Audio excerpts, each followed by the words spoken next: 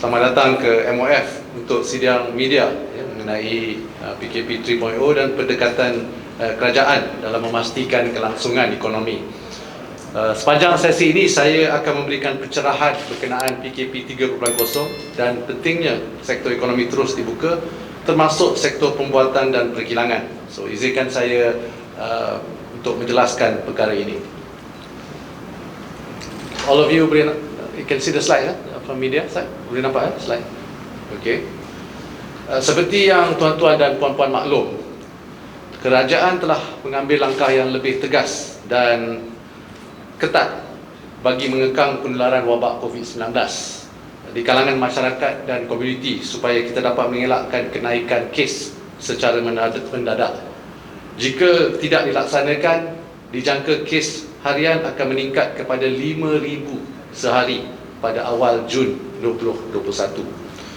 Keputusan untuk PKP ini telah dibuat setelah mengambil kira jumlah kes harian yang melebihi 4,000 dan menyebabkan kes aktif meningkat lebih dari 38,000. Tambahan lagi, bilangan kes kematian juga telah melebihi 1,700 berdasarkan laporan KKM setakat 11 Mei 2021. Ini telah menyebabkan kadar penggunaan kapasiti kesihatan awam yang membimbangkan.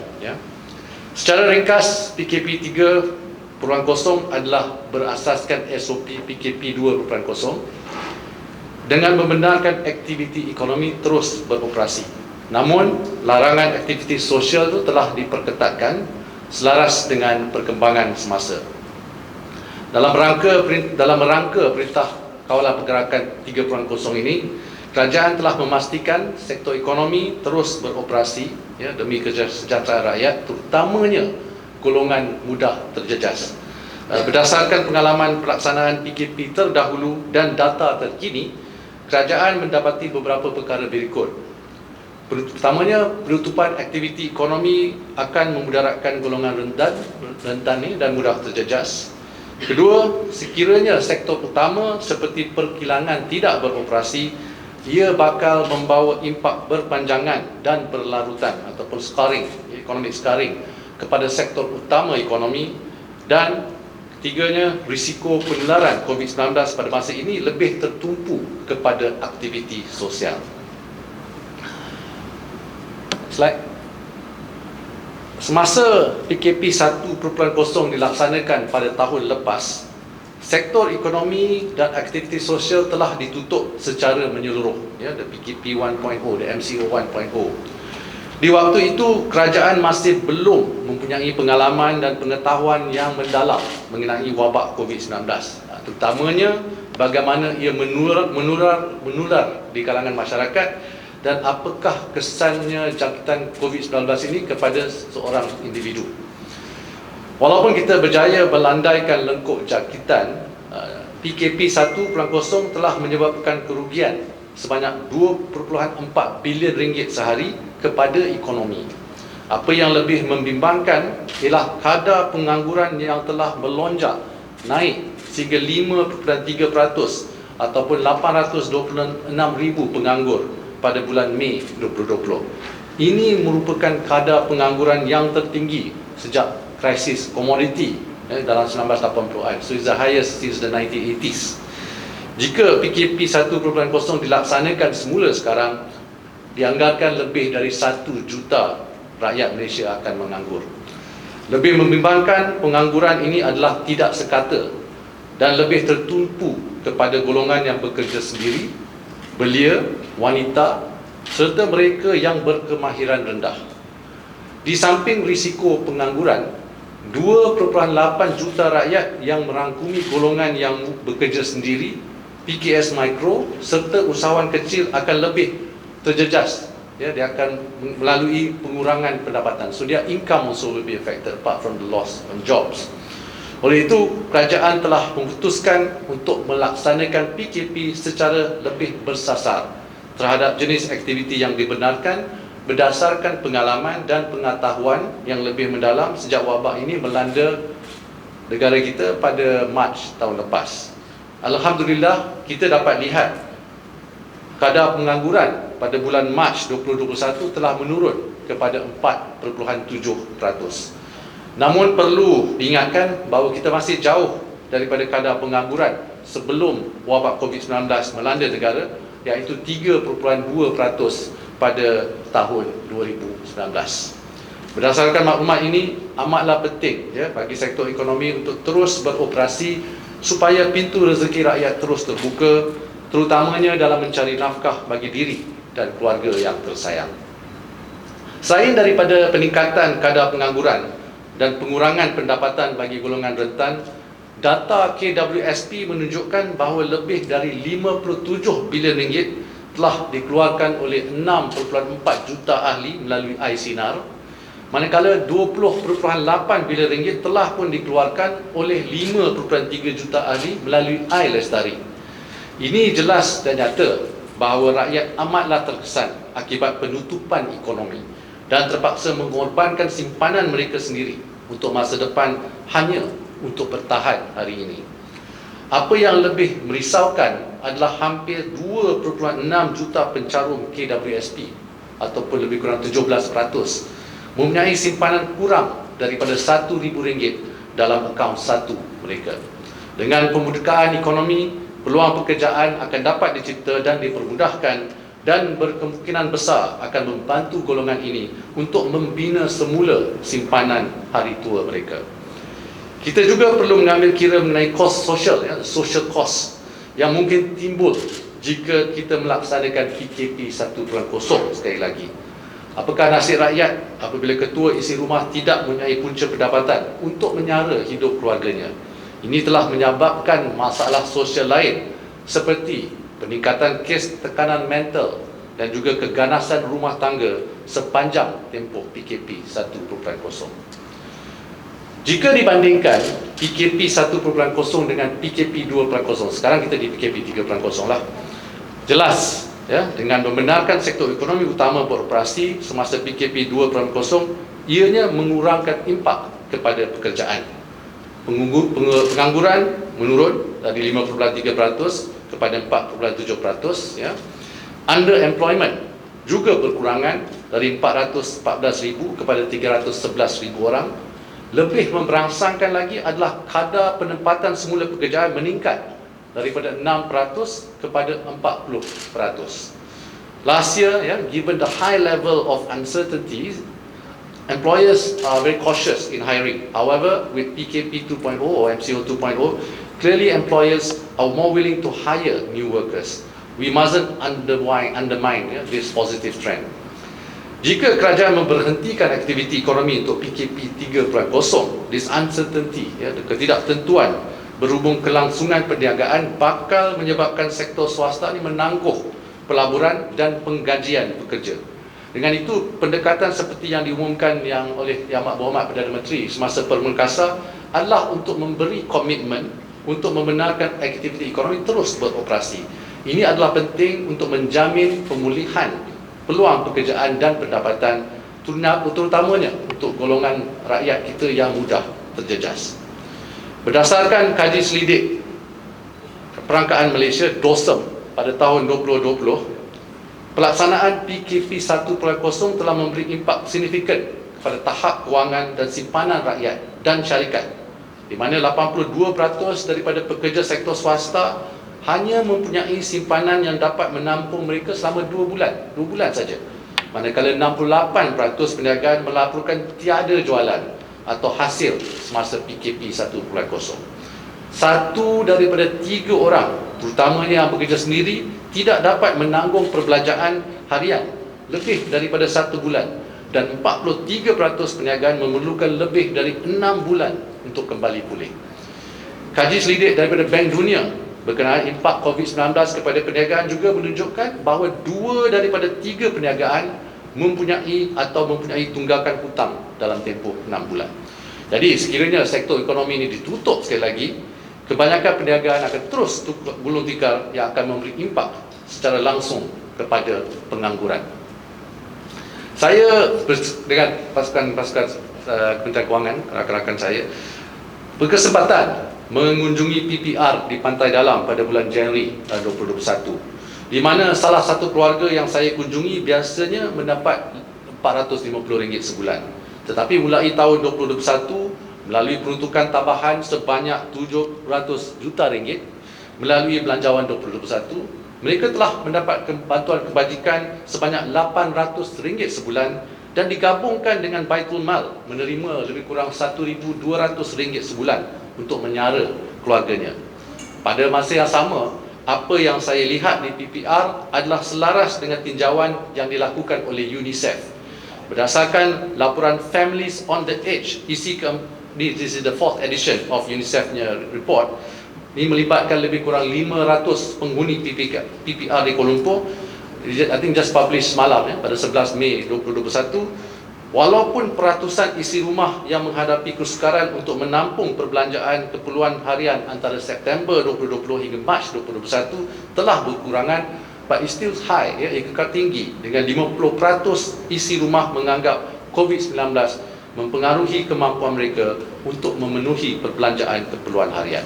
Sebagai kesimpulan, kekurangan peluang pekerjaan dan simpanan berikutan penutupan aktiviti ekonomi semasa PKP 1.0 telah meningkatkan kesukaran untuk mengatasi kesan akibat COVID-19. Jika aktiviti ekonomi terus ditutup, keluarga berpendapatan rendah akan lebih terjejas dan risiko impak jangka panjang kepada kesihatan dan modal insan jika pendapatan tidak mencukupi untuk makanan dan juga pendidikan. Kesan penutupan aktiviti ekonomi bukan sahaja menjejaskan golongan miskin di PPR. Pemulihan ekonomi daripada tahun 2020 tidak sekata. Graf di sebelah kiri slide menunjukkan bahawa sektor perkilangan telah berjaya pulih ke tahap sebelum krisis dan dengannya peluang pekerjaan dalam sektor pembuatan. Kita seharusnya memastikan pemulihan sektor tersebut tidak terganggu. Pada masa yang sama, sektor seperti pembinaan, jumlah pekerjaannya masih 6% di bawah tahap sebelum krisis dan penginapan kurang 3% disebabkan impak sektor pelancongan. Selain daripada perspektif sektoral, jenis guna tenaga ataupun employment juga berubah akibat krisis COVID-19, di mana kehilangan peluang pekerjaan tertumpu kepada mereka yang bekerja sendiri, golongan belia dan juga mereka yang berkemahiran rendah atau sederhana. Jadi jika PKP 3.0 dilaksanakan dengan mengekang aktiviti ekonomi, pasti impak kepada pekerjaan dan pendapatan akan turut tertumpu kepada golongan tersebut. Ini adalah sangat penting untuk difahami, especially for the people, untuk bahawa pertimbangan kerajaan dalam memastikan aktiviti ekonomi diteruskan adalah untuk mengurangkan kemudaratan kepada peniaga kecil, pekerja berkemahiran rendah dan yang lebih mudah terjejas, dan juga kalau kita lihat dalam graf ni golongan belia. Untuk tahun ni kesan pada ekonomi, untuk tahun 2021 ekonomi global diunjurkan berkembang pada kadar 6%, manakala perdagangan dunia dijangka berkembang 8.4%, the GDP and also the world trade. Tambahan pula, sebagai bukti keyakinan IMF dengan pemulihan ekonomi global, unjuran ekonomi global pada tahun 2021 yang baru diumumkan pada bulan lepas dinaikkan 0.5%. Dan ini disokong oleh sokongan fiskal tambahan di beberapa ekonomi besar seperti Amerika Syarikat. Pertumbuhan perdagangan dunia disokong oleh aktiviti perdagangan barangan yang tinggi dan juga perluasan suntikan COVID-19 yang dijangka dapat merangsang aktiviti ekonomi dunia pada separuh tahun kedua tahun 2021. Dengan pemulihan ekonomi sedunia, adalah penting supaya kerajaan memastikan ekonomi, terutamanya yang berasaskan ekspor, dapat terus beroperasi untuk memanfaatkan pertumbuhan permintaan antarabangsa dan selanjutnya menjana peluang pekerjaan sambil kita urus pandemik COVID-19 ini. So it's critical that we keep the economy open in order for us to ride on the global recovery.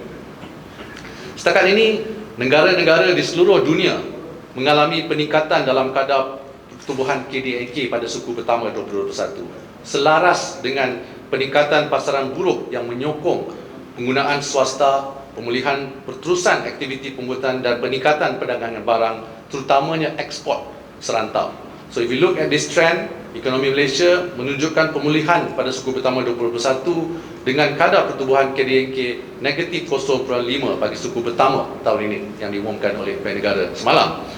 Walaupun negara diletakkan di bawah PKP 2.0, ya, as you remember the first quarter we had PKP MCO 2.0, penguncupan ini adalah jauh lebih kecil berbanding dengan penurunan 3.4% pada suku keempat 2020. Kadar ini mencerminkan ekonomi yang memberangsangkan dan menunjukkan bahawa negara terus menuju ke arah pemulihan, didorong oleh pertumbuhan sektor pembuatan pada kadar 6.6% dan sektor pertanian sebanyak 0.4%. So secara keseluruhan, kesemua sektor ekonomi negara telah menunjukkan tanda pemulihan melalui pengunjupan tahunan yang lebih kecil berbanding suku tahunan sebelum ini seperti sektor perlombongan dan perkuarian. Malaysia dapat mencapai pemulihan pantas ini dengan meraih peluang daripada pemulihan ekonomi dunia, dan ia hanya dapat dicapai jika syarikat-syarikat terutamanya yang terlibat dalam sektor ekspor dapat terus beroperasi. So again, we have a great opportunity to ride on the global recovery, which will only be possible if we keep the economy open. Sebaliknya, jika sektor utama seperti pembuatan tidak dibenarkan beroperasi, ianya berpotensi menyebabkan gangguan kepada kelangsungan rantaian bekalan, to disrupt the supply chain, the global supply chain. Ini berpotensi untuk mengakibatkan reshoring, di mana pelanggan antarabangsa yang menghadapi gangguan bekalan daripada Malaysia akan beralih kepada negara lain. Kehilangan pasaran tersebut tidak mudah untuk dikembalikan, dan dengan itu bakal melambatkan pemulihan ekonomi serta menjejaskan penjanaan pekerjaan baru. Selain itu, negara juga berkemungkinan akan berhadapan dengan risiko di mana syarikat akan berpindah ke negara lain. So the economy ni cannot be switched on and off, like a light switch. So there are costs involved in restarting and recalibrating manufacturing facilities. Jadi if you look at the whole world, jika dilihat di seluruh dunia, tiada negara yang melaksanakan penutupan ekonomi secara menyeluruh dalam menghadapi peningkatan semula kes COVID-19 baru-baru ini. So there is no other country in the world after the recent spike again in the COVID has closed their economic sectors. Bahkan kebanyakan dari negara ini mengutamakan penyekatan aktiviti sosial atau perhimpunan orang ramai bagi mengekangkan penularan wabak COVID-19. So even their data shows that what we need to address is the social activity. Ingin saya ingatkan bahawa KDNK pada suku kedua 2020, iaitu ketika negara berada dalam PKP 1.0, telah merosot dengan penyusutan sebanyak 17.1%. Tetapi dengan pendekatan semasa PKP 2.0, kita meletakkan ekonomi dalam landasan pemulihan dengan penyusutan yang kecil, iaitu 0.5%, dan pada masa yang sama berjaya melandaikan lekuk penularan kes COVID-19. So in other words, the execution of 2.0 gives a balance between lives and livelihood. Dia memberikan keseimbangan antara faktor kesihatan dan juga pemulihan ekonomi untuk kesejahteraan rakyat. So this is important, this graph. You can see masa MCO 1.0, the curve was dilandaikan, and then but PKP 2.0 also is the same, without the same impact to the economy. So if you look at the number of cases, it did go down. Tapi what happened after the success of MC1 and MC02? For both, we opened the social activities. So as we allow more social activities, the cases increase. So the reopening of social activities must go hand in hand with continued compliance to SOP. So both berdasarkan pengalaman kita di PKP 2.0, we can effectively manage COVID-19 caseload while keeping the economy open to balance the between life and livelihood. So this table, I think, is the most important table ataupun most important slide dalam pembentangan saya pada hari ini. Next slide. Pada awal tahun 2021, peningkatan kes tertumpu di sektor seperti penghilangan dan pembinaan. I think you all remember in the early part of 2021. So kerajaan seterusnya telah mengambil langkah memperkenalkan safe at work serta mempertingkatkan penguatkuasaan, terutamanya di atas Akta 446 berhubung piawaian penginapan pekerja. So about addressing the workers accommodation. So ordinan juga telah diluluskan untuk meningkatkan denda bagi ketidakpatuhan SOP di tempat kerja.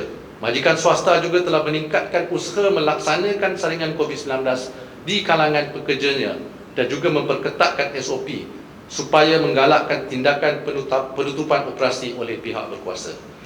Hasil daripada usaha yang diambil oleh kerajaan and of course the private sector as well didapati berdasarkan if you look at the outcome based on the Hyde-nya sistem, the analisa sistem Hyde, risiko pemunculan kluster baru di tempat kerja seperti kilang dan tapak pembinaan telah menurun dan pada masa ini lebih tertumpu di kawasan aktiviti sosial dan keramaian, ya, termasuklah kompleks membeli belah. Tambahan, dengan menjelang musim Hari Raya Aidilfitri, kerajaan telah mengambil langkah untuk tidak membenarkan segala aktiviti sosial, pendidikan dan juga sukan berkumpulan. Pendekatan ini adalah selaras dengan amalan negara lain termasuk negara jiran. Sistem Hyde telah mengenal pasti bahawa 10% individu ataupun super spreader ini menjadi punca kepada 58% penularan kes dan hanya 0.2% lokasi menyumbang kepada 90% penularan kes. So, langkah memperketatkan kawalan pergerakan termasuk tidak membenarkan retas daerah dan negeri perlu mengambil kira kenaikan mendadak kes positif COVID-19 dan juga hospital capacity dalam merawat pesakit kes COVID-19. Namun, dalam mempelajari daripada pengalaman PKP lepas serta data COVID-19 negara yang terkini, kerajaan melaksanakan kawalan atas aktiviti sosial di samping membenarkan aktiviti ekonomi terus beroperasi lagi bagi mengurangkan kemudaratan kepada rakyat. Ya, seperti saya sebut, terutamanya yang mudah terjejas dan menjamin masa depan negara. Melangkah ke hadapan,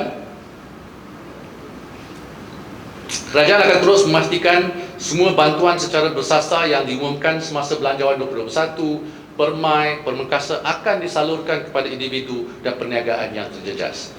Kebanyakan inisiatif ini masih berterusan dan akan membantu meringankan beban rakyat dan memelihara kebajikan mereka, terutamanya bagi golongan yang masih terjejas. Setiap inisiatif perlu dilihat secara menyeluruh dan bukan berasingan kerana kesemuanya saling melengkapi antara satu sama lain. So it complete and complement each other. Semenjak Mac 2020 hingga Mac 2021, kerajaan telah mengumumkan 6 pakej rangsangan ekonomi bernilai RM340 bilion dengan suntikan fiskal RM65 bilion dalam menangani cabaran kesihatan dan ekonomi yang sedang kita lalui hari ini. Keberkesanan dasar yang proaktif ini sudah mula menunjukkan pemulihan ekonomi yang positif. Melalui pemantauan oleh Laksana, pakej rangsangan ekonomi yang diumumkan sepanjang tahun 2020 telah memanfaatkan lebih dari 20 juta rakyat dan 2.4 juta perniagaan. Setakat ini, lebih dari 60% daripada inisiatif telah pun disalurkan. Daripada jumlah ini, sebahagian besar inisiatif ini termasuklah bantuan segera dan tunai seperti bantuan prihatin nasional, grant khas prihatin, program subsidi upah dan juga pelbagai langkah yang lain untuk melindungi rakyat dan memastikan kelangsungan perniagaan. Inisiatif seperti Air Sinar pula telah memanfaatkan seperti saya sebut tadi 6.4 juta ahli dengan nilai 57.2 bilion, Air Lestari 20.8 bilion. Manakala bantuan bayaran balik pinjaman bersasar telah memanfaatkan lebih 1.6 juta peminjam termasuk PKS. Seperti yang saya nyatakan sebentar tadi, suntikan fiskal dari kerajaan masih berterusan. Ya. Jumlah peruntukan di bawah kumpulan wang COVID-19 adalah RM68 bilion. Daripada jumlah tersebut, RM38 bilion telah dibelanjakan pada tahun 2020 dan baki RM27 bilion telah diperuntukkan untuk 2021. Sehingga April 2021, RM10 bilion telah disalurkan untuk pelbagai inisiatif dengan baki RM17 bilion bakal dibelanjakan dalam masa terdekat. Antara suntikan fiskal yang bakal dibelanjakan adalah BPR, ya, Bantuan Pemberdayaan Rakyat. This is the second phase, ya, fasa kedua. Ini melibatkan RM2.7 bilion dan telah dikreditkan kepada 8.4 juta penerima. They just received it last week, ya, minggu lepas. Jaringan prihatin dengan bantuan telekomunikasi bagi penerima BPR juga telah bermula bulan ini.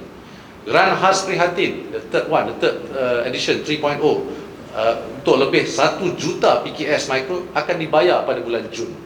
Inisiatif ini dibuat di samping inisiatif yang sedang berlangsung seperti pelaksanaan projek berskala kecil serta program subsidi upah.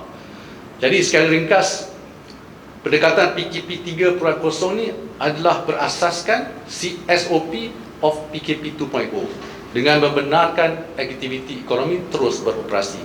Dalam merangka PKP 3.0, kerajaan memastikan sektor ekonomi terus beroperasi, ya, because firstly demi kesejahteraan rakyat, terutamanya golongan rentan dan mudah terjejas. So we need to help them, we need to keep the economy open, mengelakkan kesan perpanjangan dan berlarutan kepada sektor utama ekonomi. So we have a great opportunity here to ride on the global recovery, which will only be possible if we keep the economy open.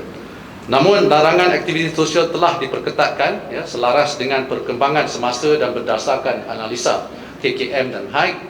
Risiko penularan COVID-19 pada masa ini lebih menjurus kepada aktiviti sosial, dan kerajaan akan terus menggunakan pendekatan secara data driven untuk membuat keputusan berkenaan langkah terbaik untuk membendung penularan wabak COVID-19 ini.